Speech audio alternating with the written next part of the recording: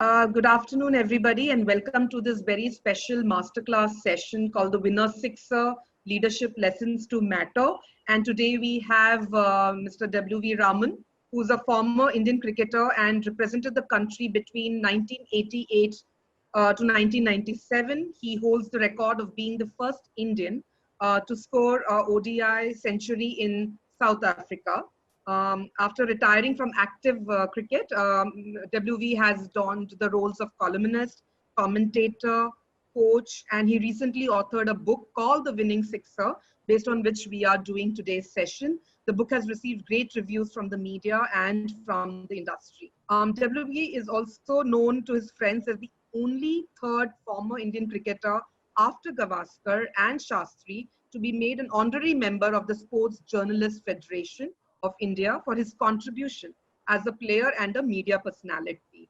He's also been the head coach of the Indian women's cricket team, and the girls have made great progress since he took charge in Jan 2019.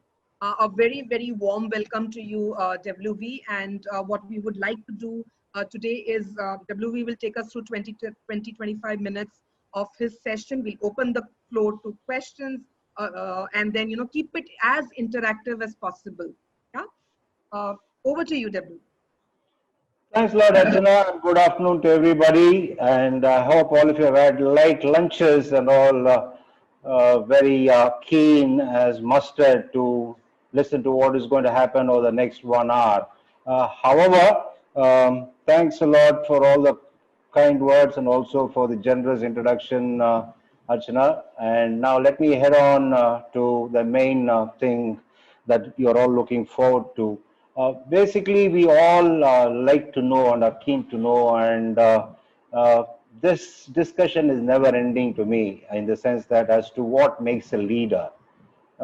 Generally, a lot of people have a lot of views about it, but once again, I'd like to talk about what it is that I think would make an ideal leader based on my involvement in sport over a long period of time, and also having been part of some big conglomerates in the corporate world, which I gave up for pursuing my passion, which is helping the next generation of cricketers and the current generation of cricketers as well. So if you ask me what is it that makes a good leader, a leader is somebody who more or less facilitates things to happen in a team when they're heading towards an objective. It's not as generally perceived as something as he's the main man, he's the boss man, so he's going to be the one who's going to be domineering and dominating. He's a part of the team, and he's also been given the title because one of us has to be a leader or a captain on the field. So it is also equally impossible for a team to have everybody having the title of leader or captain. So somebody is nominated, somebody is given that responsibility. So that's how he gets into the position. But the important thing is that he should not never lose track of the fact that he's somebody who facilitates and he gets the best out of the others in the team.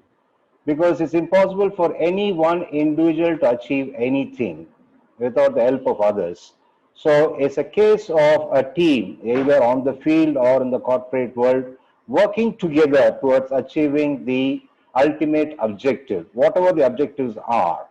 That is what is something that is defined, that is what something everybody agrees beforehand.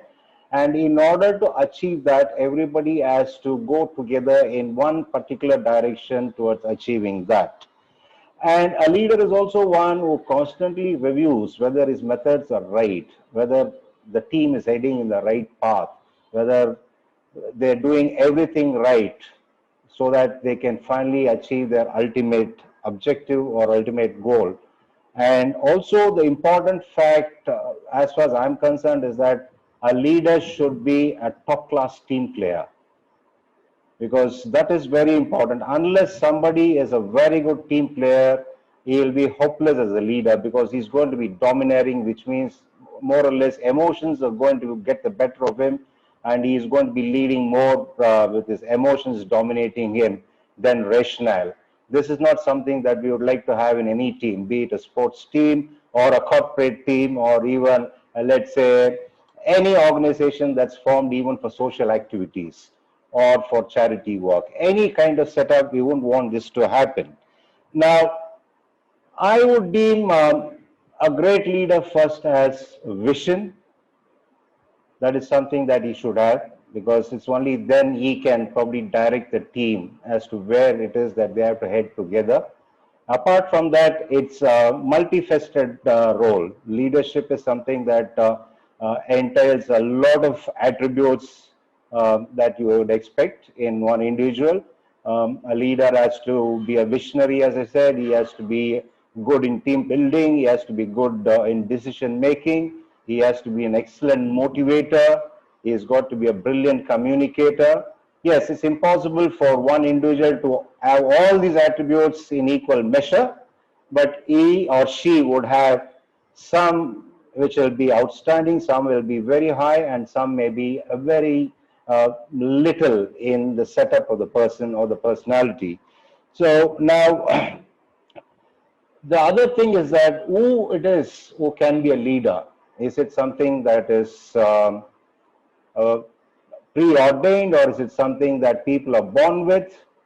The leadership qualities, I mean. No, each one of us can be a leader in our own way, in our own right, regardless of the fact whether we have the title or not. Because as I said earlier, a good team player can be a leader. So what does it take for each one of us to exhibit that potential that we have in us to be a leader? More or less, what happens is most of the times we are hesitant. We like to just be a part of the group and follow and be happy executing whatever role is given to us, whatever job is given to us. We say, yes, I'm one who doesn't make any trouble for anybody. I just do whatever I'm interested with, and that's how I lead my life. But the point is that we have to understand that we are all intelligent, we all are responsible, and we all are good at management skills. We have that in us. It's not that we don't have, it's just that we let them sleep. We don't allow them to, come forth and exhibit them. Maybe we are shy, maybe we at times shirk responsibility, because generally when things go wrong, a leader or a captain carries the can. We like that. We don't want to be the one to carry the can. I'm sure most of us are not like that. It's just that we don't want to be intrusive. We don't want to give an impression that we are interfering when somebody is already been given the responsibility of leading a team or an organization. So the other thing is that we all work with others. In conjunction with others, we help each other out in an organization or in a team. When all of us have all these qualities, we can definitely become a leader in our own right, provided we are willing to take that responsibility, we are willing to take that ownership up. That is dependent on us. Do we want to do that? Or are we happy to be just somebody who likes to follow others and be a part of a group? Because let's not forget, there is something that is a great motivator for all of us to become a leader. What is it? We all are ambitious. We all want to excel. We all want to scale the ladder. We all are hoping to, become somebody who's going to run the organization that we joined, or, become the captain of a side that we've been playing for. Otherwise, what will happen is life will be boring. All of us are ambitious. If we don't have ambitions, we are going to be really just whiling away time. It's going to be boring. We are not going to enjoy what we are doing. Ambition, in a way, helps us to enjoy what we are doing. Being competitive is a healthy sign in all of us. We need to be competitive. It's only then we will excel. Excelling is what all of us should need to look at. I'm sure that is what all of you are looking at, because all of you are entrepreneurs. You want to be surpassing all your rivals in your sector or in your business, or even as individuals when it comes to being examples for others. When I say others, let it be your family members, or let it be your friends, or let it be your peers, or let it be to the next generation. We all have that within us to want to be someone who can be an example for others. So when we have all these qualities, we must ensure that we make optimum utilization of all these attributes that we have in us. Where we don't really measure up is in not allowing ourselves to be very expressive, and we feel shy to reveal what we want to do, because we sometimes may feel that we'll get put down by our colleagues or probably our bosses, or we also have a tendency to think that we'll get criticized. Criticism is something people really don't like, but that again can also be a very good motivator for you to excel, because if you're trying to prove a point, now within yourself, you're told that I'm going to prove a point X, Y, Z, or to my critics, you're going to do something out of your skin. Trust me on this. I've seen it work for a lot of people, be it in sports or be it in a corporate career. For example, criticism, if you talk about it, you all would have heard of Navjot Singh Sidhu. He was criticized by one particular reporter, and in a report, the headline said, Sidhu is a strokeless wonder. So he stuck that inside his wardrobe. He would have a look at it every single day. And then, you all remember how he used to smash sixes much later in life. So criticism is something that he used to excel and in trying to prove a point to that particular reporter. But what it did to him was that he evolved into an attacking batsman, which helped him excel on the field. Now, one of the things that I've written in my book was that essentially the top leaders have the 5 C's. I was talking of credibility. I was talking of the communication finesse. I was talking of the connect. I was talking of the control, and I was talking about the fact that he needs to also be good in various other things. Now, let me talk about the credibility part of it. What exactly is credibility? One is that you walk the talk. That's obvious. That it's not required only in a leader. Each and every one of us should have that attribute. But where a leader gains credibility in a team environment or amongst his team members is that when he is impartial and when he is objective in his assessment of his employees or his team members, or when it comes to appraisals or when it comes to failures. He needs to be objective, he needs to be impartial, and he must also be committed to the cause and the team that all of you are working towards in any environment, in any kind of gathering or in any kind of a team. There's no point in a leader being committed to himself. Yeah, I would talk to the board of directors. I would say that it's not my fault. I'll throw my team members to the wolves. That's not a good leader at all. But generally, let's not get into that. This happens more often than not. So that is something we'll have to live with. But anyway, you would see that they are made out sooner or later, and somebody else eases into that position, be it in sport or in any other environment. When you're talking about communication, the important thing for a leader is that he should be able to have the patience and the inclination to listen to learn. Just because somebody is ahead, it doesn't mean he's got to simply keep, talking and downloading things because he has an audience. Because a leader will learn more, as like everybody else, when he listens to others. Because it's all about arriving at the best solution possible, or taking a path which is the best as far as the organization is concerned, or as far as the team members are concerned. For that, you need to listen to different viewpoints. That's very important.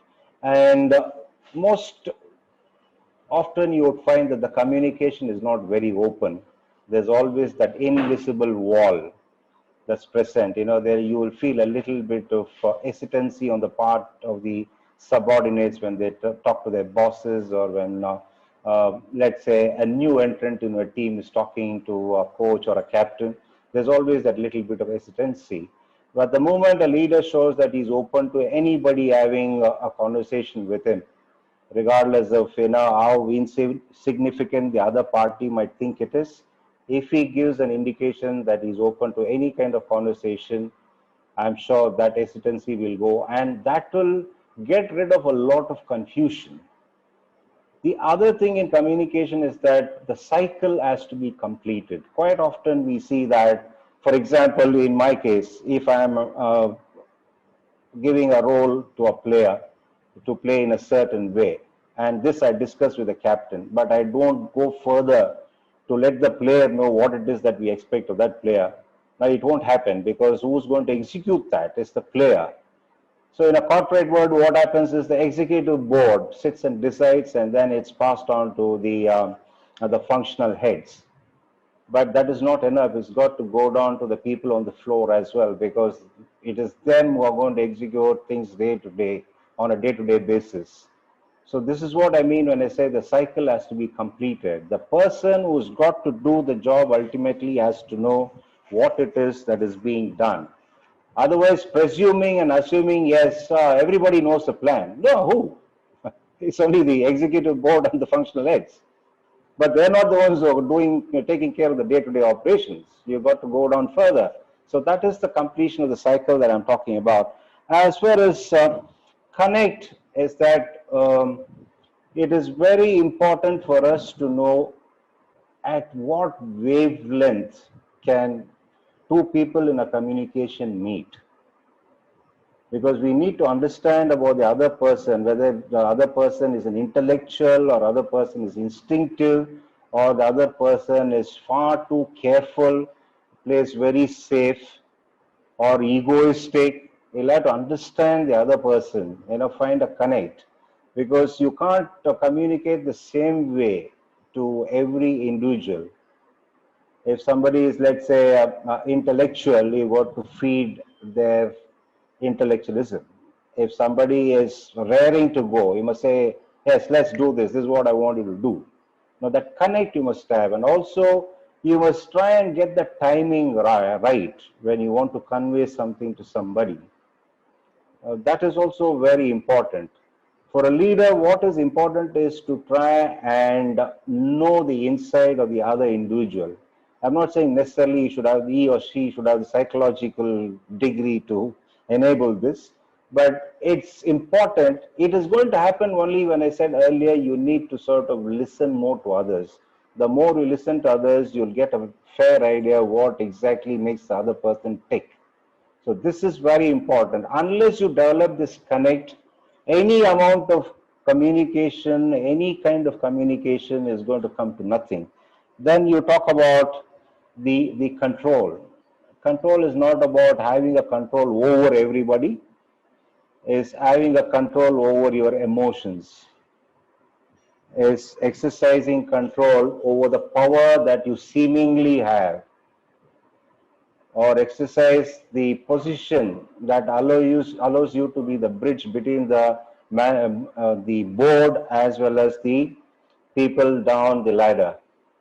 So you should have a control over all these things, because let's be very clear on one thing: freedom, money, and power is something that it's not about getting them, it's about knowing what to do with them. So you've got to exercise that kind of control as well. The other thing is that you should also have the conviction over and above everything else. Unless you are very sure about what it is that you want the team to do, where it is that you're looking to go, it's not going to work. Because the moment your team members feel there's no conviction in what it is that you're communicating to them, they'll start having doubts. And you know what happens when doubts creep into people's minds. Like, for example, I might go out and tell the girls, okay, girls, we got to win tomorrow. This is nothing. Where's the conviction in what I'm saying? It's just a statement anybody and everybody can say. It's just, I'm going to say, I'm sure that you are going to win tomorrow, because this is how that team is. This is how you are playing now, and this is what you got to do.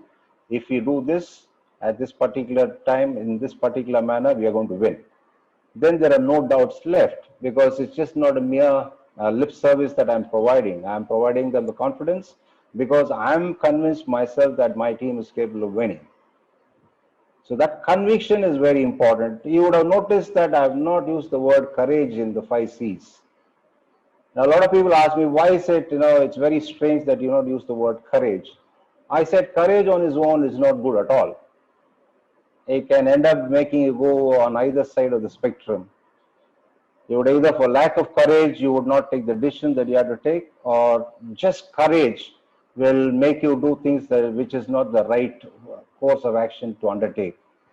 But if you have these 5 C's, they will provide you enough foundation to have the courage to execute what you want to execute. So courage on its own is not good. Courage with a solid foundation of these 5 C's, I'm sure that nobody is going to have any doubt whatsoever that their leader is brave enough and courageous enough. And before I wind up, I'd also like to try and give a little bit of situational awareness, because the COVID has taught us that we cannot be, with a single tunnel vision, because a lot of things come into play now once we get back to normal, whenever that is. Hopefully it's sooner rather than later. We have to look at various other things. We'll have to look at the developments that are happening in the society. You'll have to look at the individual anxieties and the fears even of the society in general. And we also have to take an all-round view. We'll have to be more keen, and we'll have to have the inclination to show more empathy towards our team members.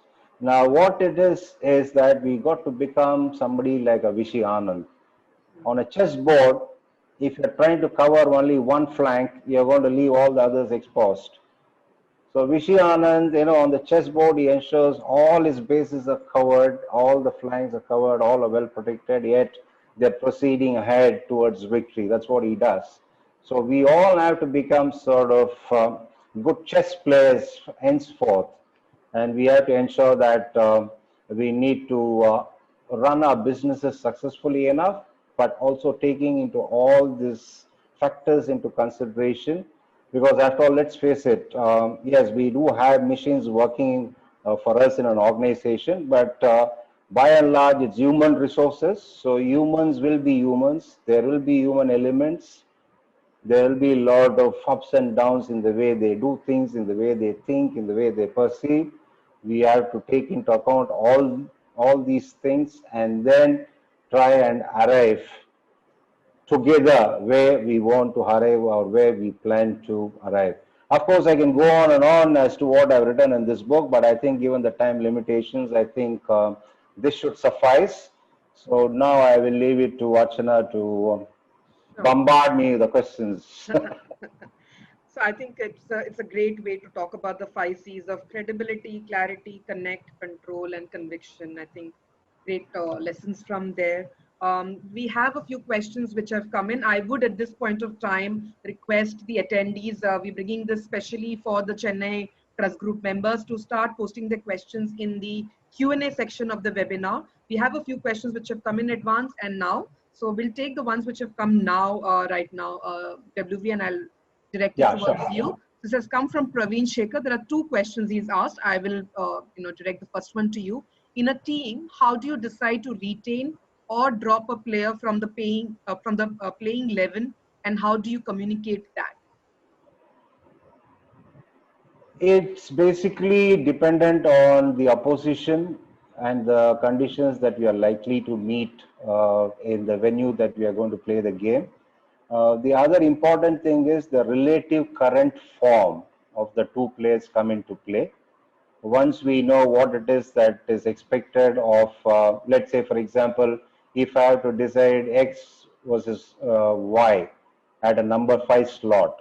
So given all factors that we are likely to encounter in terms of opposition conditions and the recent form that these two players have exhibited, so that will decide as to whether it's X or Y. The next question from Praveen again is, wouldn't openness be construed as a weakness? Open as in you got to ensure that you are very clear and everybody is aware, which is restricted to the functions that both of you are going to perform with relation to the organization achieving the objective. I'm not talking about the personal life here.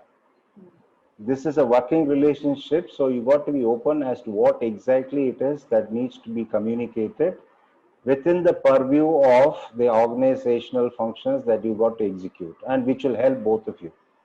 Okay. Interesting. We'll also take some audio questions. So if you want to put your hand up, we'll take some audio questions also. WV, there's another question from Harish. How do you pick your 11 for the day when you have two equally great talent at hand? How do you decide? Yeah, it will be a tough call, but that's what we are supposed to do. We are supposed to take tough calls. It'll be a case of, let's say, for example, in cricket, you're talking about a multi-dimension. Suppose what extra value the other player brings, which I'm going to pump for. Like, for example, a batter can be a better fielder and can also give me 3-4 overs. So if somebody can do more things on the field for the team, not for me, for the team, then that player will get preference. Or if it's a case of, let's say, a big occasion, I have a player who has to be a lot more capable of handling pressure, the big game pressure, then the psychological thing comes into play.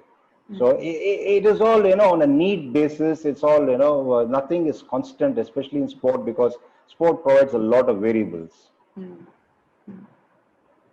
I guess that is to do with entrepreneurs and their business Yeah. decisions also. A lot of variability there. Great. Another question, what do you do when you are unsure about how to achieve the goals of the team? You cannot be unsure at all, because that is something that is reflecting on you. Because once you start something without planning and then preparing the implementation of your plans, then you're going to be caught in no man's land. You don't need to be a genius. Even if you're a genius, or whatever, how much ever you plan, you're not going to succeed. Whereas if you plan well enough, you'll succeed more than a genius can ever. So it's all a question of us not doing something and that catching up with us. Interesting. Next question is from Ashok. Cricket is more of a mental game like many other sports. What is that one technique that you use to coach players to stay calm and focused? Is there a technique? It is mental with respect to any sport at a certain level, given the fact that everybody is talented enough, everybody is technically good. But again, what happens is that each player responds mentally in different ways to a given situation. So you got to try, and again, that's where the connect comes in. You got to know as to how to convey it to the particular player, as to what needs to be conveyed and which manner you need to convey things. So that way, what happens is generally it's more of uncluttering their minds, because they'll have a lot of anxiety, a lot of thoughts will go through their head. So it's a question of uncluttering their minds so that they are in the best mind space to go and execute what they need to execute on the field. Okay. The next question seems to be a trick question for you. You've played under a lot of captains who showed the maximum leadership in your 5C framework. Again, you can't try and mix and match here, because any leader will have challenges depending on the era and the time that he is playing, and also the challenges in every era or every decade will be different. Like, for example, the challenges, let's say, Sunil Gavaskar had in the 80s may be different from what Virat Kohli has now. Or it could be different with Dhoni when he was a captain, or Sourav Ganguly before him. So each captain will have a different set of challenges, not only in relation to the kind of team that he has, but it also depends on the other side of the fence as well. When I say that, I mean what it is that the FTP is all about, which countries they're playing out, and when it comes. It also comes down to the fact that what what it is the team is trying to do and where it is trying to head. If it's a well-established team, then the challenges may be handled easily. It is not, then everything else has to be, work differently. But would you still pick a favorite? I can't, for the simple reason, see, it's like saying if you talk about actors now, in different generations, you had different things which are liked. You had Amitabh Bachchan is angry young man was the thing then. Yeah. Later on, it became something else. Now we have a lot of graphics coming into it. Things right. Keep changing. All these challenges will keep changing. The requirements are different, even in an entertainment industry or in a sporting arena as well. True. It will keep evolving then. Yeah. Another question is competition among a team healthy? According to you, why or why not? It is very healthy because if the individuals are looking to excel and in order to excel, they got to keep improving. When the individuals improve, the team definitely becomes far better. If there's no competition in the team, what happens is complacency sets in, then the performances are going to be affected. We see that even in the corporate world, a lot of companies slip down from where they were. If you constantly look at the performances of these companies, you'll realize what I'm saying. If there is no competition internally, at least in a team, the team or the company is not going to be performing at its best. Question, where does compassion fit into your 5C model? Communication. Under the communication. Because what happens is each one of us are handling a lot of things in our lives. And that is when, you need to be compassionate when you talk to people, because somebody might be having a lot of personal issues. And that is affecting their performances in the team or in a, let's say, in an organization, corporate organization. So if you're aware of it, you got to give a time frame within which you allow that person to get over it. You show compassion for him to be able to do it. Failing which, where does he or she go?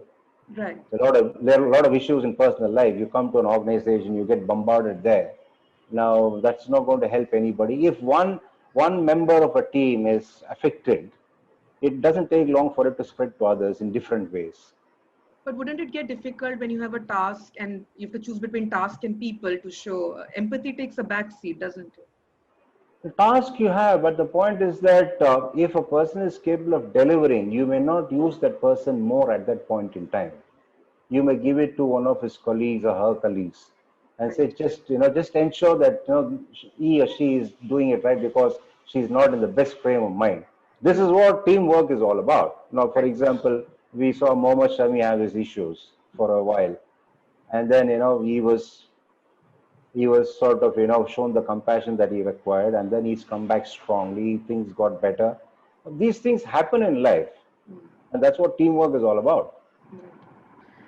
Question from Jagannathan: how difficult is it for you to convey to a player that he is being dropped off from the team?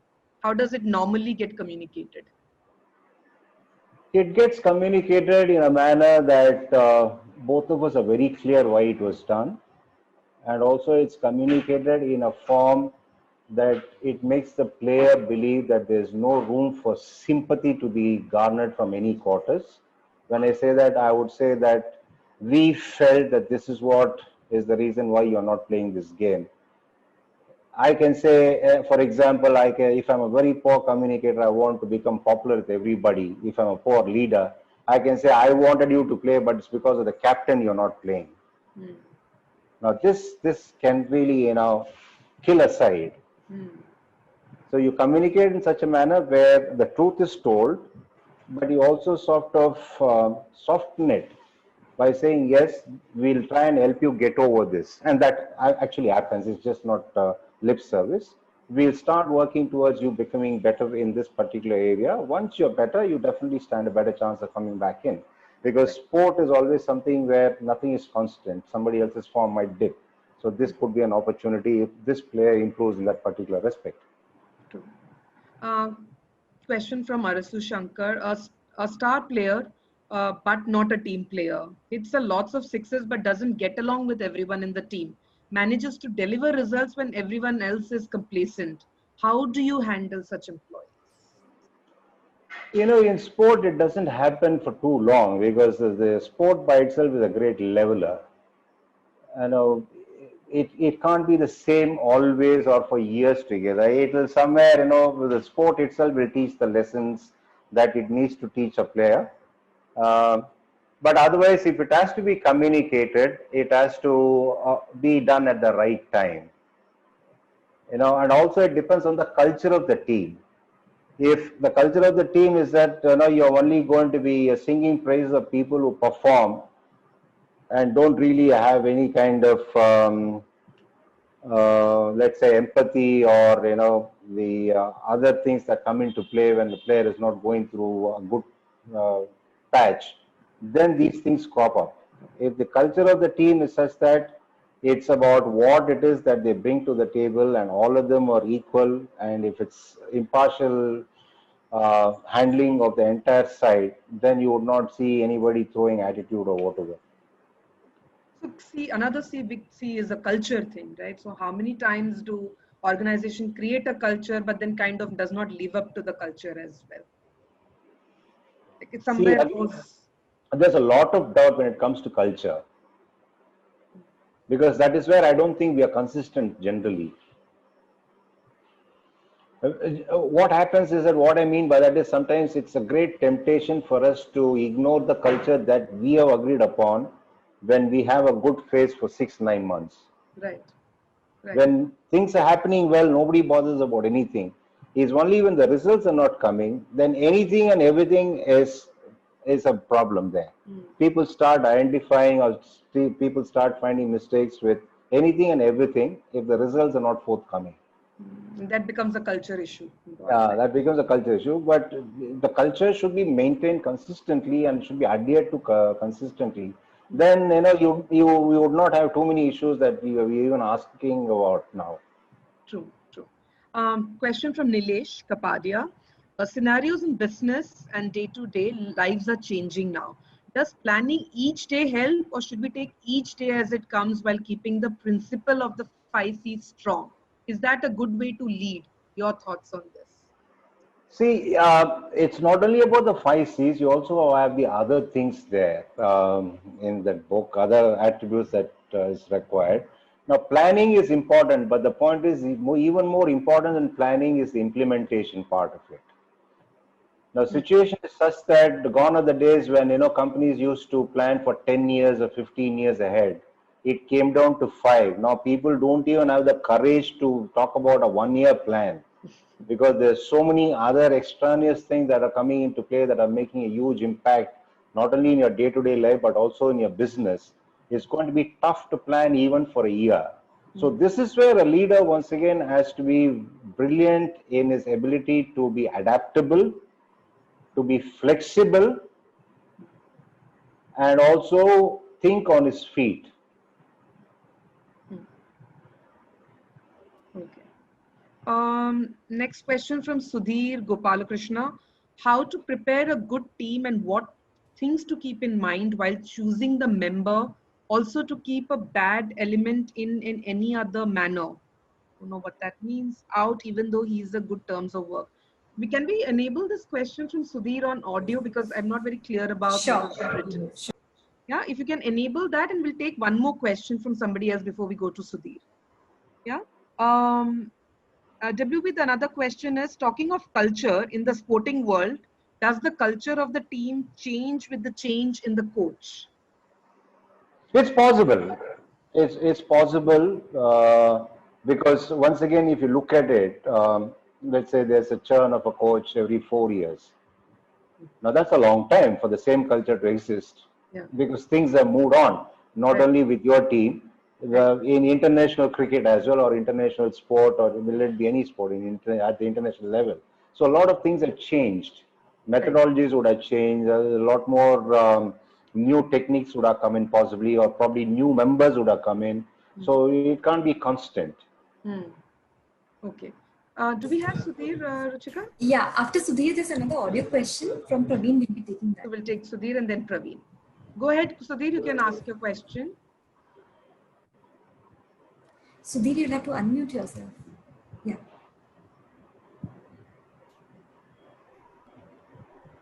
Yes. Sorry, Sudhir, you'll have to be a little loud, not very clear.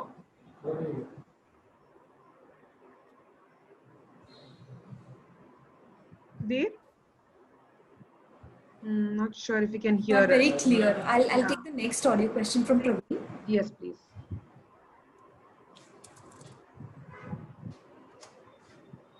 Yes, Praveen, go ahead, ask your question to WV. W.V. Raman, my question is more on your book, The Winning Sixer. I love the cover, but I'd love to know more about who it is aimed for and a little bit more on the book, please. The cover was designed by me because I tell you what, we had a lot of discussions on it, me and the publisher. So I was trying to impress upon the fact that since it's all about drawing correlation between sports and business, so I said, why not you come out with a picture wherein the top of the table is oval shaped. I'm going to keep that for reference. Top of the table is either oval shaped, and then you have chairs all around that table with a bit of a strip indicating a cricket pitch. So I said the connotation is that visually I'm trying to communicate that what can be followed in, what is followed in sports and successful can be followed in business and vice versa. So this is what visually I felt that I was trying to communicate, but I don't know how well it is being communicated or how it's perceived. But this is the basic idea behind the particular design that we have on the cover.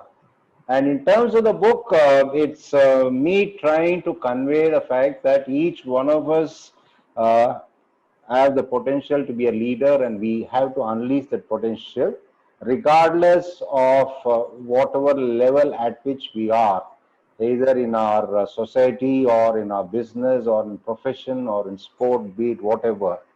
So this is what I tried to convey, and in order to make it a little bit more meaningful and also be more inspirational, I have drawn parallels from the lives of sporting icons as well, and also from their journeys as to what they went through and how they overcame challenges in life.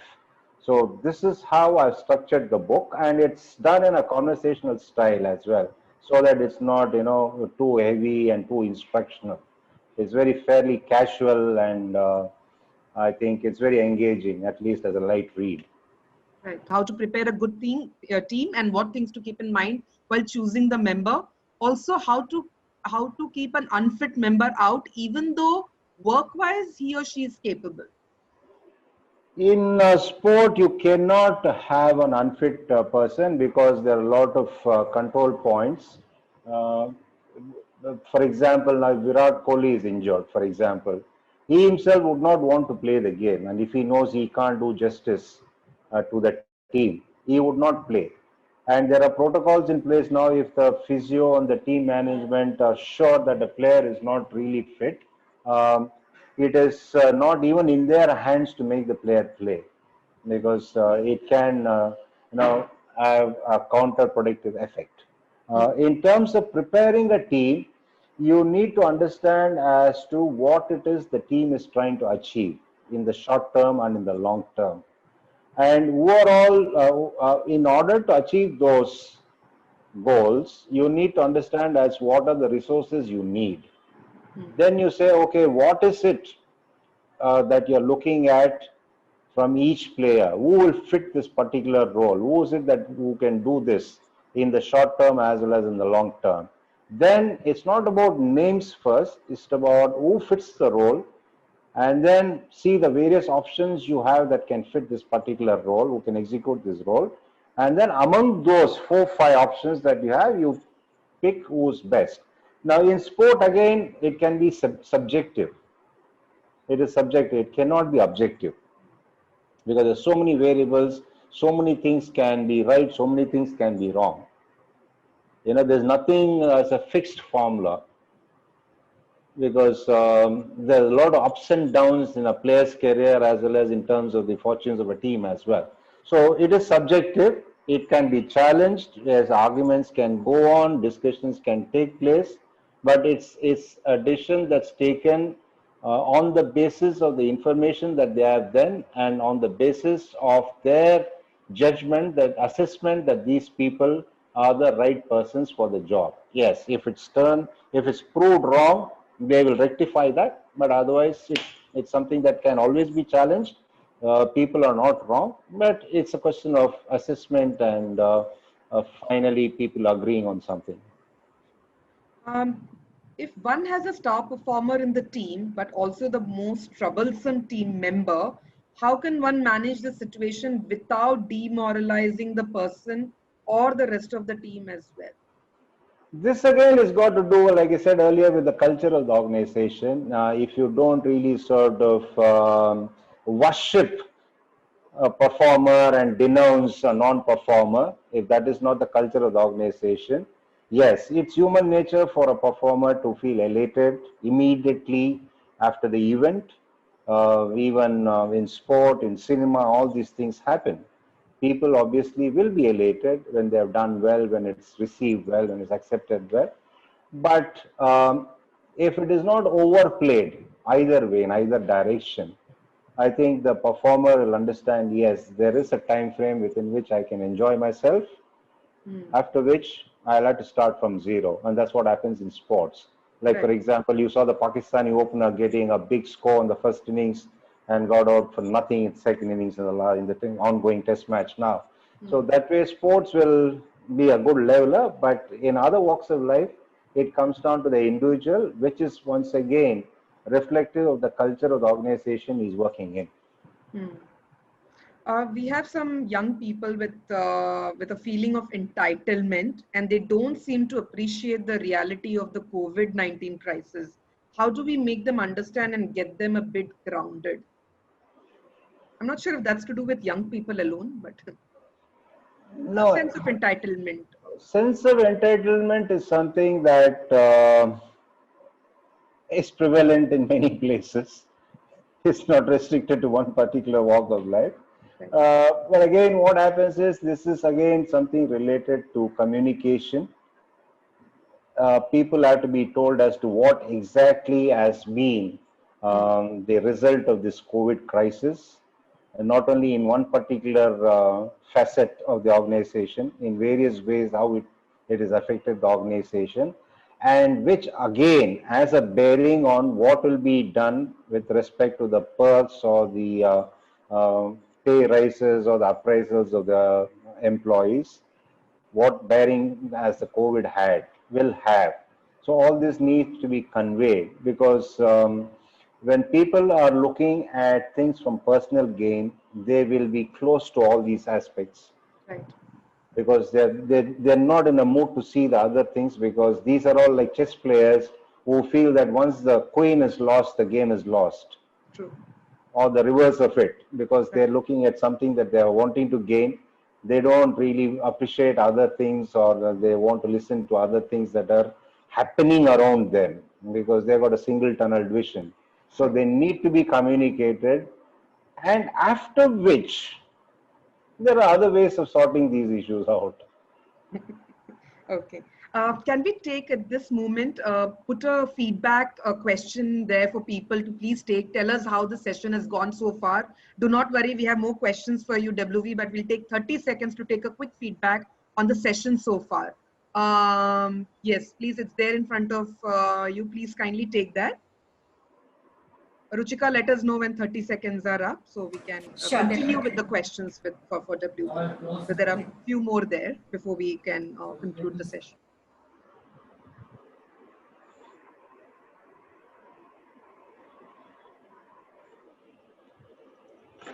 Ruchika, are people able to take it? Yeah, they're taking.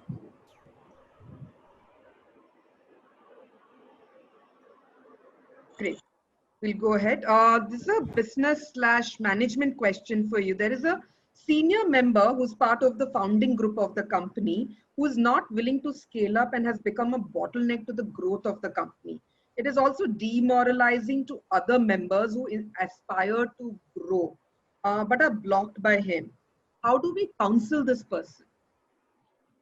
You need to try and appeal to his sense of entrepreneurship. You got to try and ask him, because he happens to be the founder, is this the attitude that he wanted to see in his organization when he first started his business? And you try and ask him as to what it is that he would like to see in his organization, the growth of the individuals as well as the growth of the company, or is it all about, all for one and the others have no hope in hell in this organization of his?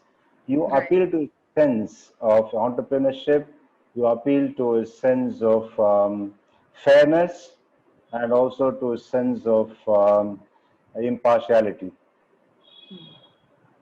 Okay, next questions. We have identified 3 people to groom for the next level.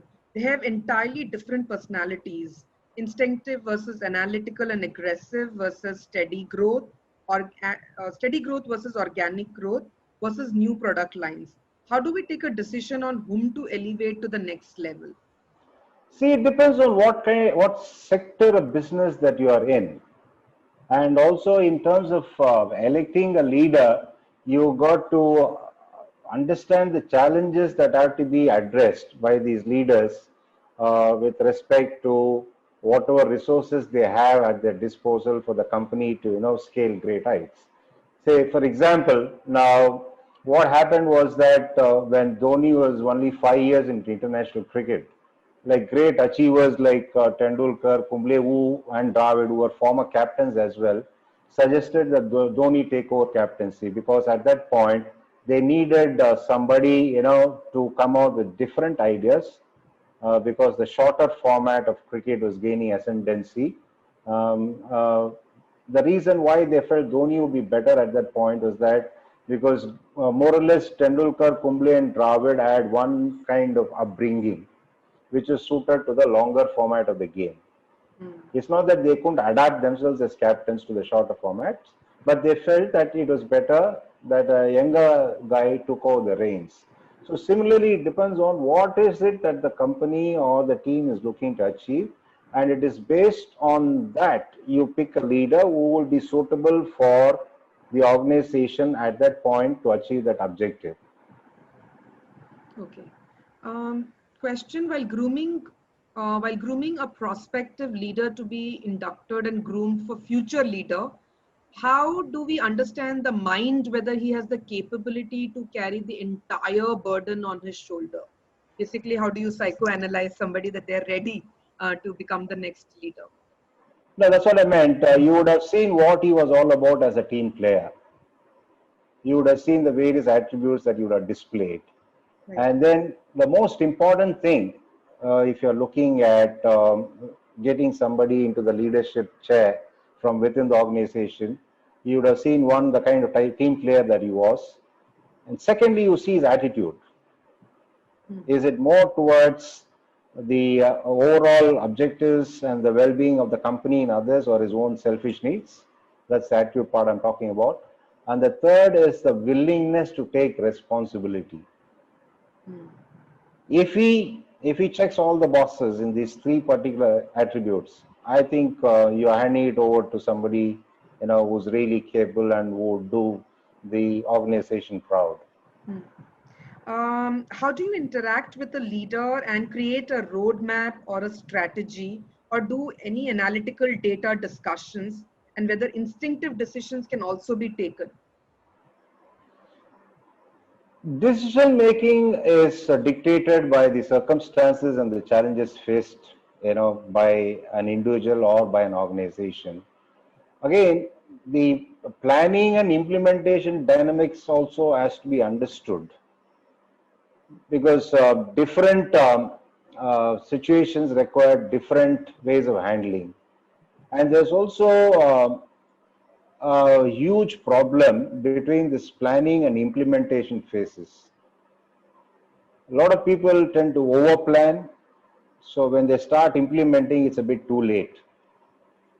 A lot of people are impatient, get into implementation without planning it well. So it's not about what it is that you have to do, it's about what the situation demands. We are all, sort of products of our environment. So similarly, our capabilities are only tested by the circumstances and the challenges that is around us or that is ahead of us. So it is all dependent on those factors rather than what we actually are. True. So I think that's the only time we have. Before we go, WV, any concluding remarks from you? Now things are going to be different. It's going to be interesting. I always say that even within a group, if everybody is the same, the world will be boring. So along those lines, because things are going to be really demanding and challenging, one way of looking at it is that it's going to be interesting. So that way life will not be boring. It will make it fulfilling for you, and also keep your gray cells busy, which is what we all crave for, Right. whether we like it or not. We don't want to be idle. We don't want to be bored. We don't want to be engaged in meaningless pursuits. So enjoy all those challenges. Enjoy the also the strife that you may have to undergo sometimes, because that makes you stronger. And enjoy life as it is. Okay, on that very positive Saturday, point of view from you. Thank you so much, WV, for gracing us with this session. I think a lot of takeaways for each one of us. Thank you so much, and stay safe. You're welcome, Archana, and you as well. Thank you, WV.